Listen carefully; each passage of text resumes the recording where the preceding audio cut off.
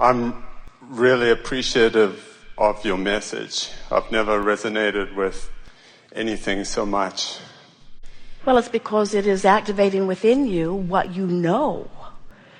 And it isn't so much the power of our message as it is the words that have caused you to connect with who you are. That's the most important part of this. I remember reading Seth saying once that all that is constantly searching to see if there is an entity outside of it. I'm wondering about how much of all that is are you aware of, and could there be something outside of that? Well, we would speak it a little differently. We're aware of all that is. We're aware of all that is. But all that is expanding. And we think that's what Seth was talking about. Not that there's something out there unknown that we are trying to discover, but that there is potential becoming that is always in the process.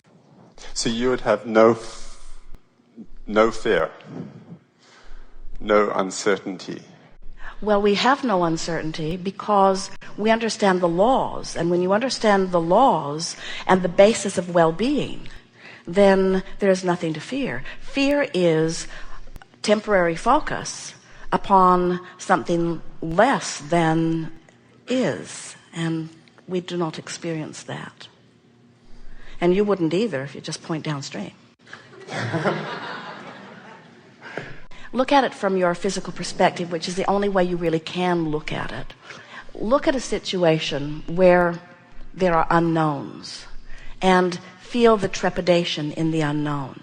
And then draw back from the details of the unknown and focus upon what is known, which is law of attraction abounds.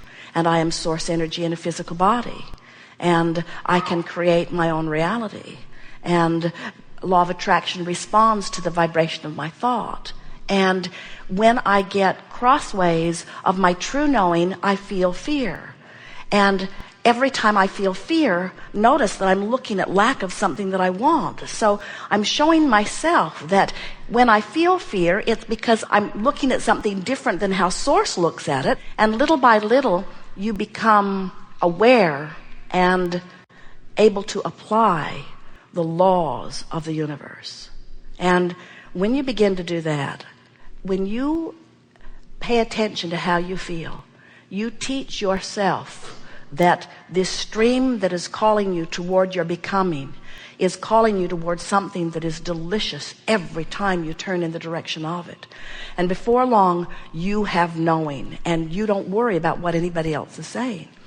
Esther turned on the television one Sunday morning in a hotel room a few weeks ago, and there was a Sunday morning preacher talking about his knowledge of the existence of hell and Satan. And Esther was watching him with a whole new vantage point, and she found it so comical. It was so illogical what he was saying from her place of knowing. And it's not that many years ago that if Esther had heard him, she would not have felt some fear flutter. What if he's right? What if he's right? And then Esther thought, I'm so pleased to have this basis of knowing where my guidance system has brought me thought by thought into alignment with who I am. And then Esther looked at this man who was screaming into the camera. He was obviously in great distress as he was speaking. And Esther said to him, it is so much my desire that you come into the knowing of your value and your worthiness. It is so much my desire that you release this fear that you are perpetrating and replace it with the knowing of your own goodness. No one ever feels like he felt while they're in alignment with Source. And in time, you show yourself that, and then everything in your world makes sense.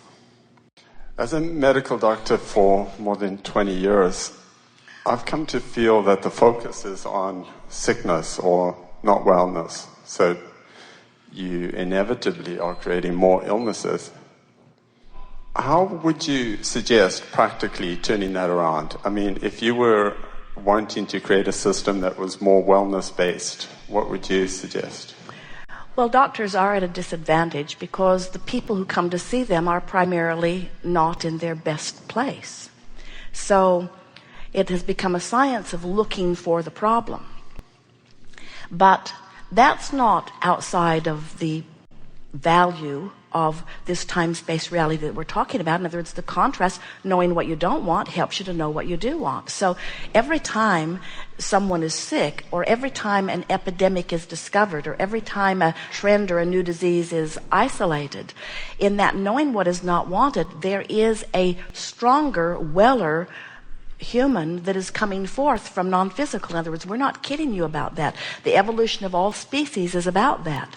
So the answer is, no matter what the subject is, whether it's medicine or money or relationships, the answer is, when you are looking at what you don't want and you have identified what it is, feel the birthing of the desire, but then as quickly as you can, get yourself pointed toward the solution. So in very practical terms, if we were standing in your physical shoes and we were aware of some disease in some physical human, we would say to them, well, the bad news is you've got this disease, but the good news is help is on the way. The good news is this disease that is within your body has your body activated on a cellular level toward recovery like it never has been before. And in fact, the physical discomfort that you are feeling is because your body is requesting recovery that your thoughts are hindering in some way. In other words, patient of mine, I'm telling it to you exactly like it is. Your fear of this disease is hindering your improved life that would come if you weren't afraid of this disease. So then say to them, I am working on never again feeling fear of any disease, because I have such knowledge in the laws of the universe. Fear means this thought that is bringing forth this fear is counterproductive to the recovery that is underway. So what you want to do is become a doctor who dispels fear. We were visiting with someone one day, a nurse, a very wonderful nurse, who was asking us a similar question, and we gave her almost the identical answer that we gave you. And she said, oh, Abraham, I'm not allowed to give false hope. They would have my license. And we said, then you can be of no value to anyone. Because what false hope is, in legal terms, is causing someone to feel better than their current diagnosis implies. And I have to tell it like it is. I have to point out every single thing that's wrong with where they are. And we say, then you are not the leader for them. Then you cannot help them. You've got to be able to look over there in their vibrational escrow and become so aware of the evolved, even weller being that they have become. And you must give your undivided attention to this expanded weller version, so that when you hold them as your object of attention, you see their wellness, not their illness. And when you do that, their illness will go away. This is a health question. When we think about supplements and vitamins, I mean, it's a billion-dollar industry that's going on. And when we're in vibrational alignment with our health and we're really doing what the Abraham teachings tell us, then you are inspired to all kinds of behavior that will amplify the desire that you are requesting. Are supplements necessary at that point? Not necessary, but maybe beneficial. In other words, there is a lot that you could choose from, and your physical apparatus is very resilient. It's like a veritable chemical factory that can make good use of whatever you give it. But there are foods that are more beneficial than others, and your body will let you know what it wants. If you were someone who had really practiced turning and going with the flow, where you were really reaching for the thoughts that feel best, so that you were predominantly tuned in, tapped in, turned on to who you really are, then the calling of source, or the inspiration, in other words, everything that you live is causing you to ask for, with greater clarity, specifics that you believe would be more meaningful or would make you feel better. So every time you feel a little confused, you want more clarity, that's part of what summons food to you. Every time you feel a little stiff, you want more flexibility, that's part of what summons food toward you. Every time you feel a little tired, you want more vitality, that's what summons food toward you. In other words, every time you feel a little old, you want to be more youthful. In other words, there's all kinds of things that are happening all day that are causing you to put these requests out there. So there is this vibrant, healthy, good feeling, flexible, wonderful, energetic being that is amassed there in this vibrational escrow who knows exactly the path to get you to all things that you want. This vibrational escrow that we're talking about will lead you to your vibrant health. It will lead you to your vibrant relationships. It will lead you to your prosperity and clarity. In other words, all that life has caused you to become is over there pulsing in vigorous fashion, calling you toward it. And when you're tuned in, tapped in, turned on, you get an impulse to move this way, to move this way. Things just light up for you. And when they light up and you have this feeling, oh yes, I'd like some of that, then that means that Source is calling you toward it. This is a path of least resistance. This is something that is a vibrational match to everything that's over here that you say that you want. And when you're tuned in, tapped in, turned on, and you're feeling good and you're following those inspirational impulses, then everything that you do is a very wonderful thing. But if you are saying, oh, I should eat this because I am not healthy and this will fill that void, that's a whole other thing. In other words, we want you to begin to reach for the thought that feels better until you reach the point where you're doing everything from your place of such enthusiasm. Your trail lights up for you when you are tuned in to the vibration of who you really are and you are becoming a more consistent vibrational match to what's in your vibrational escrow. What begins to happen to you as you are floating downstream toward all of the things that you want is that those paths begin to light up for you in a way that you feel compelled to play with them. In other words, when it feels like, oh yes, I want this, then it's really on your path. But if it's, oh, I should do that, that's something else altogether. And not just on the subjects of food supplements, but we see most humans making most of their decisions based upon not wanting that rather than wanting that. And so it's hard for most of you to begin to feel what we're talking about. You know it though, you've experienced it. You remember that lover that you wanted and everyone says, no, no, no, no, you should not go, but you felt with such vigor that that was what you wanted. Those are the kind of impulses that we're talking about. When you allow yourself to move in the direction of this fast-moving stream, you can feel the rightness of it. Jerry and Esther have a dear friend. He's written a book, in fact, dedicated it to Jerry and Esther and Abraham. The book is called Why Your Life Sucks and What to Do About It. Alan Cohen has written it, and there are many wonderful things in the book. But one of the things that really stood out for Jerry and Esther, and it speaks to this very point that we're talking about.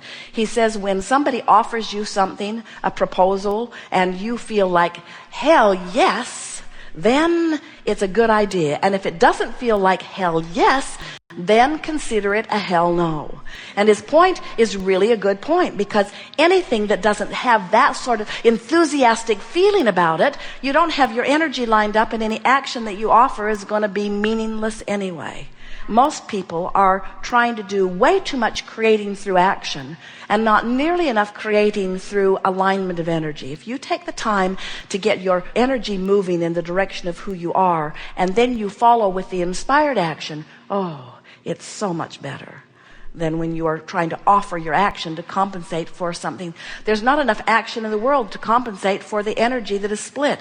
And that's why the people in medicine are having such a difficult time with so many of you, because they can't find enough cures to manage the new discord that you keep discovering. If you don't get to the vibrational root of things, nothing's going to change. So they can patch you up and patch you up and patch you up and patch you up, but that discord's going to squirt out in another way and out in another way and out in another way until you have so many medicines and so many supplements and so many things. You're depending so much on your action when what you're wanting to do is line up your energy, which comes to the point of your question. What you're saying is, could I get my energy so lined up that I would not need any food supplements? And we say, well, take it further. Could I get myself so lined up that I wouldn't need any food at all? And we say, you are physical beings here in an environment that's supported by that. get tuned up energy-wise, and then let yourself be inspired to the behavior. And sometimes there are things on your list that you say you should never eat that your body craves with reason. There are things on your list that you've convinced yourself are wrong, that you are depriving yourself of, and so your body gets more and more and more and more and more and more out of balance. Get happy and eat what feels good to you and watch your thriving.